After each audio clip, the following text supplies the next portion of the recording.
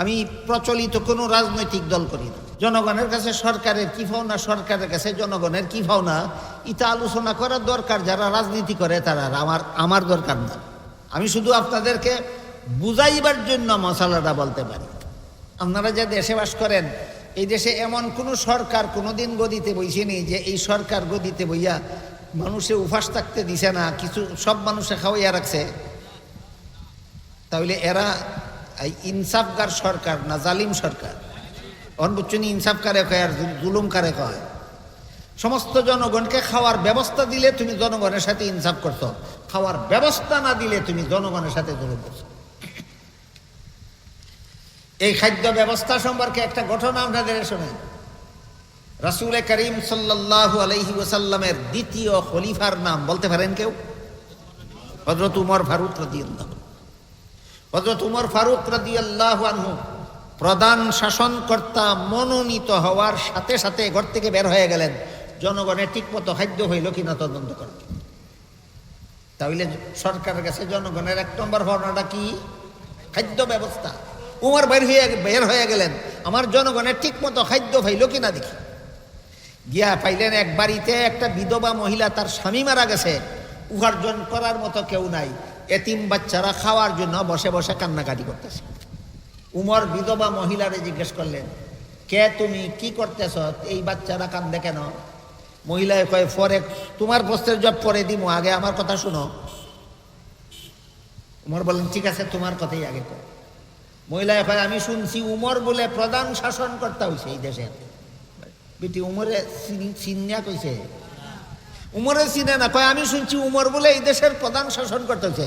এই অপদার্থটা দেশের শাসনকর্তা হওয়ার যোগ্য নয়। এই উমর নামের অপদার্থটা দেশের শাসনকর্তা হওয়ার যোগ্য নয়। উমর জিজ্ঞাসা করলেন, কেন?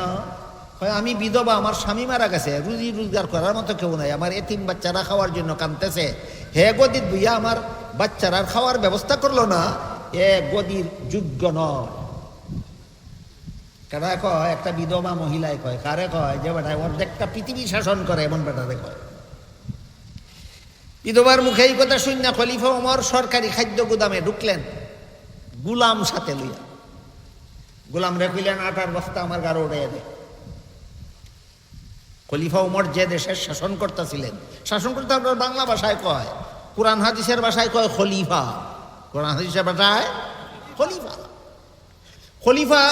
খলিফা উমর যে দেশের শাসনকর্তা ছিলেন, এটা বাংলাদেশের মতো একটা দেশ ছিল না, পাকিস্তানের মতো, ভারতের মতো না, প্রায় অর্ধেকটা পৃথিবীর সমান ছিল। উমর যে দেশের শাসনকর্তা ছিলেন, দেশটা প্রায় অর্ধেকটা পৃথিবীর সমান ছিল।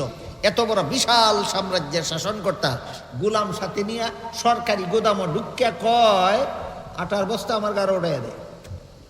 গোলামে কয়, ও খলিফাতুল মুসলিমিন, আমার মতো গোলাম আপনার সাথে থাকা অবস্থায় আটার বস্তা আপনার গাদে উঠাই দিব কোন বিচারে? উমর বলেন, এই গোলাম, কাল হাসরের মাঠে আল্লাহ যখন জিজ্ঞাসা করবেন যেই দেশের শাসনকর্তা উমর ছিল, এই দেশের একটা বিধবা মহিলার কয়েকটা এতিম বাচ্চা এক রাত্রে না খাইয়া ছিল কেন, জবটা তুই দিবে? জবটা তুই দিবে? হয় না হুজুর, এত বড় কঠিন প্রশ্নের জবাব আমি কেমনে দেব? উমর বলেন, তাহলে বোঝা গেল দায়িত্বটা তোর না, দায়িত্বটা আমার। যে দেশ উমরে শাসন করে, এই দেশের একটা বিধবা মহিলার এতিম বাচ্চা রাত্রে না খাইয়ে উপবাস থাকবে, এই প্রশ্নের জবাব তোর দিতে হবে না, হাসরের মাঠে দিতে হবে আমি উমরের। কাজেই দায়িত্ব তোর নয়, দায়িত্ব আমার। আমার দায়িত্ব আমাকেই পালন করতে দে। বাধ্য হইয়া গুলাম আটার বস্তা প্রেসিডেন্টের গাড়ে উঠাইয়া দিয়া নবাবের মতো খালি হাতে গেল, আর প্রেসিডেন্ট গেল লেবারের মতো আটার বস্তা গাড়ি নিয়ে বিধবা মহিলার বাড়িতে।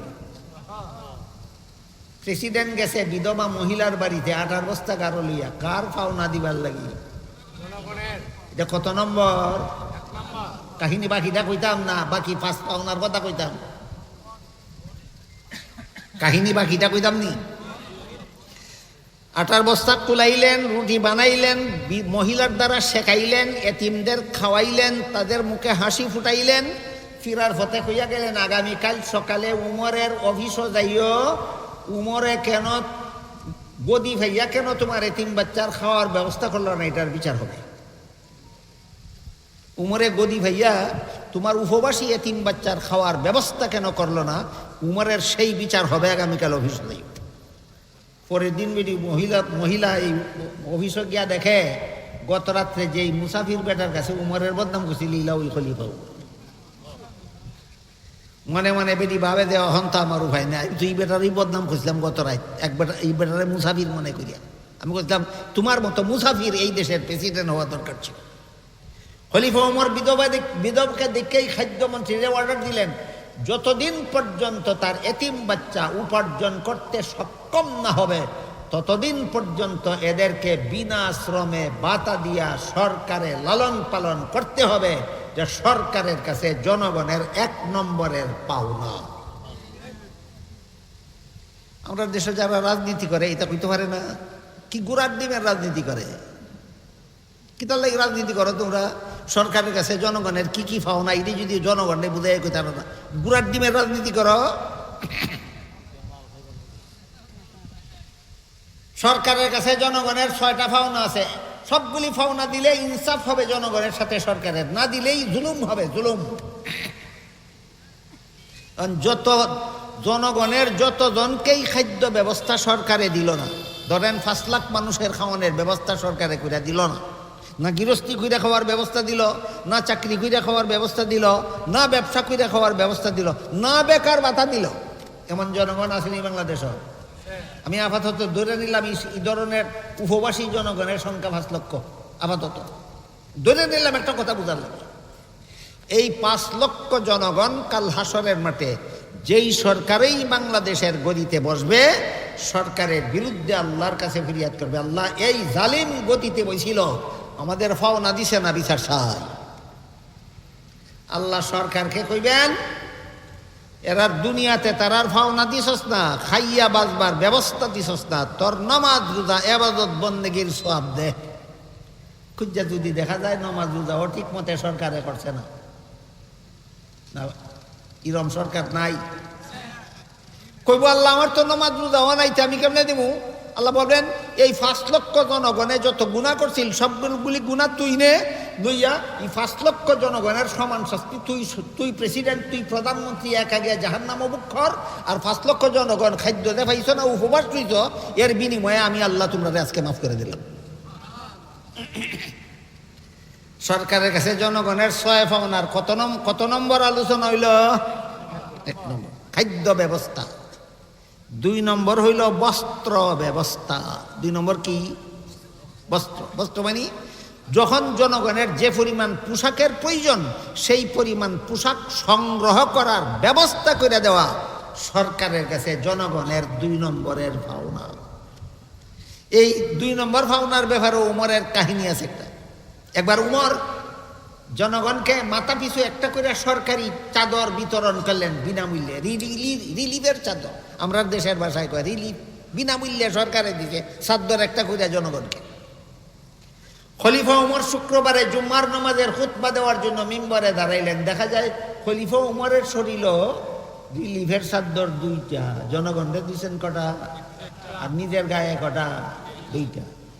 মুসল্লি দাঁড়ায় কয় হুজুর আমরা দিচ্ছেন একটা আর আপনি ফিনছেন 2টা, সরকারের গুদামটা কি আপনার বাপের সম্পদ? কোন বিচারে আপনি 2টা গ্রহণ করলেন? জবাব দিতে না পারলে আপনার খুতবাও শুনবো না, আপনার কিসে নামাজ পড়ব। খলিফা উমর বলেন, তোমার প্রশ্নের জন্য তোমাকে ধন্যবাদ। কি কইছেন? ধন্যবাদ। কেন? তোমার মতো জনগণ যেই দেশে থাকে, এই দেশে সরকার মরে ঘি খাইয়া, জনগণ মরে না খাইয়া, এই রকমের জুলুম হবে না। তোমার মতো সরকারকে দাঁড়াইয়া প্রশ্ন করার মতো সৎসাহসী জনগণ যেই দেশে আছে, এই দেশের জনগণ না খাইয়া আর সরকার ঘি খাইয়া মারার সুযোগ হবে না। এই জন্য তোমার প্রশ্নের জন্য তোমাকে ধন্যবাদ। বর্তমান দুনিয়ার কোনো রাষ্ট্রপ্রধানকে যদি জনগণের কেউ কয় গাড়ি ডাকার টাকাই দেয়া কিনছ, বাড়ি ডাকার টাকাই দেওয়া বানাইছ, এই 30,000 টাকার পোশাক কার টাকাই দেওয়া বানাইছ, বেতন কত পাও? ধন্যবাদ দিব না দৈন্যা কুটা দিব? উমর বলেন, তোমার প্রশ্নের জন্য তোমাকে ধন্যবাদ, কিন্তু এক ব্যাপারে আমি দুঃখিত, তোমার প্রশ্নের জবাবটা আমি দিতে পারবো না, আমার ছেলে আব্দুল্লাহ দিব। উমরের ছেলের নাম আব্দুল্লাহ। জবাব দেওয়ার দায়িত্ব যখন আব্দুল্লাহর কাছে গেল, আব্দুল্লাহ দারাই বললেন, আমার বাবা যেভাবে তোমাদেরকে একটা কইরা সরকারি চাদর বিনামূল্যে বিতরণ করেছেন, আমার বাবাও একটা চাদরই গ্রহণ করেছেন। কিন্তু ঘটনা হইল আমার বাপের এই একটা রিলিফের চাদর ছাড়া আর কোনো কাপড়ই নাই। শাসন করে কত বড় দেশ, অর্ধেকটা পৃথিবী শাসন করে বেডার, সরকারি একটা রিলিফের চাদর ছাড়া আর কোনো কাপড়ই নেই। কাজেই নিম্নাঙ্গে পড়লে ঊর্ধ্বাঙ্গ খোলা থাকে, ঊর্ধ্বাঙ্গে পড়লে নিম্নাঙ্গ খোলা থাকে, এমত অবস্থায় তোমাদের ইমামতি করতে পারেন না। এই জন্য আমার বাগের চাদরটা আমার বাবারে দিছি, ফিন্দে তোমরা ইমামতিটা করতো।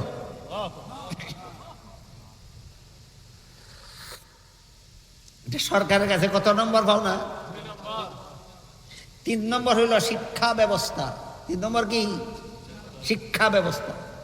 4 নম্বর চিকিৎসা ব্যবস্থা।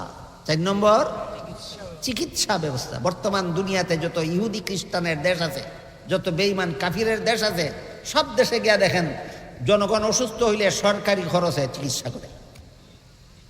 যান লন্ডন গিয়া দেখেন, প্রত্যেকটা জনগণের চিকিৎসা খরচ সরকার বহন করে। আমেরিকা প্রত্যেকটা রুগীর চিকিৎসা খরচ সরকার বহন করে। কানাডা প্রত্যেকটা রুগীর চিকিৎসা খরচ সরকার বহন করে।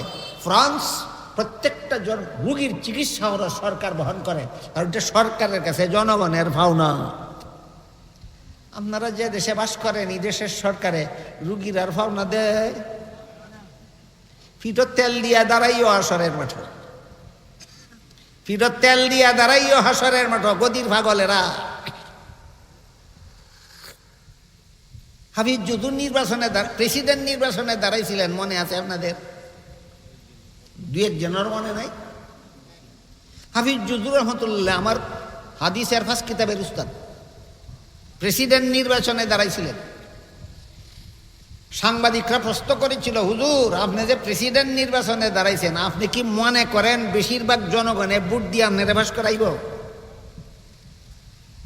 আপনি কি ফাঁস করবেন মনে করেন? সাংবাদিকরা বড় চালাকি করে প্রশ্ন করে। তিনি জবাব দিলেন, গদি পাওয়ার জন্য যারা নির্বাচনে দাঁড়ায়, এরা গদি পাইলে ফাঁস, না পাইলে ফেল। আমি তো গদি পাওয়ার জন্য সরকার নির্বাচনে দাঁড়াইছি না, আমি আল্লাহর বিধান পালনের জন্য নির্বাচনে দাঁড়াইছি। আমারে মানুষে ভোট দিলেও ফাঁস, না দিলেও ফাঁস। আমার নির্বাচনে ফেইলের কোনো অস্তিত্ব নাই।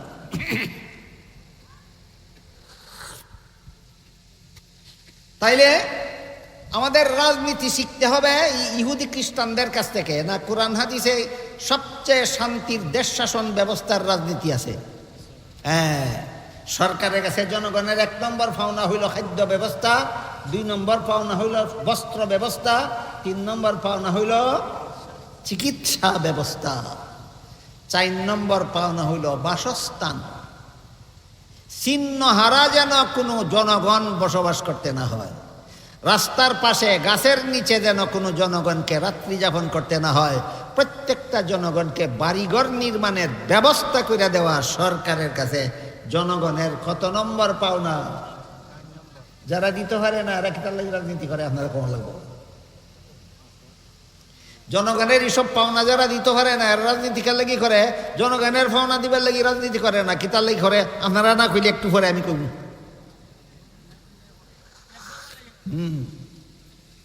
কত নম্বর গেল? 4 নম্বর। হ্যাঁ, ফার্স্ট নম্বর হইল বাসস্থান। 6 নম্বর হইল নিরাপত্তা ব্যবস্থা। নিরাপত্তা ব্যবস্থার 2 শাখা। 1 শাখা হইল দেশের সীমান্তে, চতুর্দিকের সীমান্তে এমন প্রহরী নিয়োগ করা যেন দেশের সীমানার বাইরের কেউ দেশের ভিতরের কারো উপর কোনো জুলুম করতে না পারে। এটি হল নিরাপত্তা ব্যবস্থার এক ব্যাখ্যা। দেশের সীমান্ত পাহারা, দেশের সীমান্ত এমনভাবে পাহারা দেওয়ার ব্যবস্থা করা সরকারের কাছে জনগণের পাওনা। যেভাবে সরকারি বাহিনী দেশের সীমান্ত পাহারা দিলে সীমান্তের বাইরের কেউ দেশের ভিতরের কেউ গুলি করে মারতো না, মারে না বাংলাদেশের কেউ। তাহলে ই পাওনা দেয়নি সরকারে? আগে সরকারে দিছিল না, এখনের সরকারে দেয়? একটাও দেয় না। কারণ ইতায় যে রাজনীতি করে জানি ওই না এর কাছে জনগণের কি কি পাওনা আছে। নিরাপত্তা ব্যবস্থার এক ব্যাখ্যা হইল সীমান্ত পাহারা। নিরাপত্তা ব্যবস্থার 2 নম্বর ব্যাখ্যা হইল দেশের ভিতরের জনগণের কেউ যদি কারোর সাথে জুলুম করে, একজনে আরেকজনের জমি দখল করে, একজনে আরেকজনের রাস্তা দখল করে, একজনে আরেকজনের বিটা দখল করে, একজনে আরেকজনের ঘর ভাড়া নিয়ে ভাড়াও দেয় না, দখলও ছাড়ে না, এমন মুসলমান বাংলাদেশও নাই। এই জুলুমের সুবিচারের জন্য আদালত কায়েম করা, এটা হলো নিরাপত্তা ব্যবস্থার 2 নম্বর ব্যাখ্যা। আদালত কায়েম করা, আদালতের মাধ্যমে দেশের একজন নাগরিক আর একজন নাগরিকের সাথে অন্যায় অত্যাচার জুলুম নির্যাতন করলে তার সুষ্ঠু বিচার ব্যবস্থা আদালতের মাধ্যমে কায়েম করা, এটা সরকারের কাছে জনগণের পাওনা। সরকারের কাছে জনগণের পাওনা। এই হলো সরকারের কাছে জনগণের পাওনা 6টা। দিলেই হয় ইনসাফ, না দিলে বুঝছেন নি জুলুম কারে কয়। বর্তমান দুনিয়াতে জুলুমের সরকার কতজন আছে আর ইনসাফের সরকার কতজন আছে, এটার হিসাব কি আপনারা করবেন সারা রাইতে? আমার কত হলে বুঝাইয়া দেওয়ার ব্যাপার। এবার আমরা বোঝার চেষ্টা করি, জনগণের কাছেও সরকারের পাওনা আছে 2টা। জনগণের কাছে সরকারের পাওনা আছে কটা? 2টা। ভুলে যাবেন না আজকে থেকে।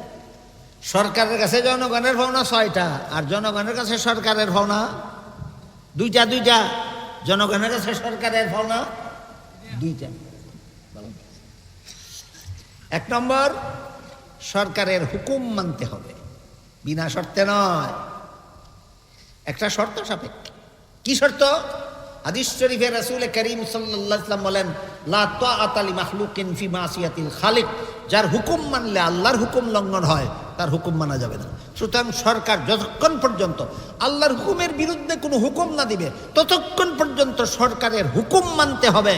জনগণের কাছে সরকারের পাওনা, জনগণের কাছে সরকারের একটা পাওনা হইল সরকারের হুকুম মানবে, অবাধে না আল্লাহর হুকুম লঙ্ঘন না হইলে, আল্লাহর হুকুম লঙ্ঘন না হইলে।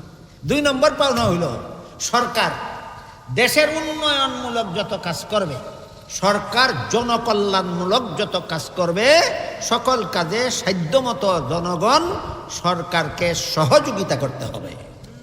এটা হইল জনগণের 2 নম্বর, জনগণের কাছে সরকারের 2 নম্বর পাওনা। দিলেই ইনসাফ, না দিলেই। এবার জুলুমের ভয়াবহ পরিণতি লেখছেন আপনারা বিজ্ঞাপনে, ভয়াবহ পরিণতি ফাঁকে ফাঁকে বয়ান হইয়া গেছে। শর্টকাটে বলে দেই, যত রকমের ইনসাফের আলোচনা হইল, কোনো একটা ইনসাফ না করে কেউ যদি কারো সাথে জুলুম করে, এই জুলুমের বিনিময়ে হাসরের মাঠে হয়তো জালিমের নেক আমলের সওয়াব মজলুমকে দিয়া দিতে হবে, আর না হয় মজলুমের গুনাহ জালিমে নিয়া ডাবল শাস্তির যোগ্য হইয়া জাহান্নামে যাইতে হবে। এই হলো জুলুমের ভয়াবহ পরিণতি। হায় হায়, যদি মুসলমানে বুঝতো তাহলে কোনো মুসলমান কারো প্রতি কোনোদিন জুলুম করার সাহস করতে পারতো না।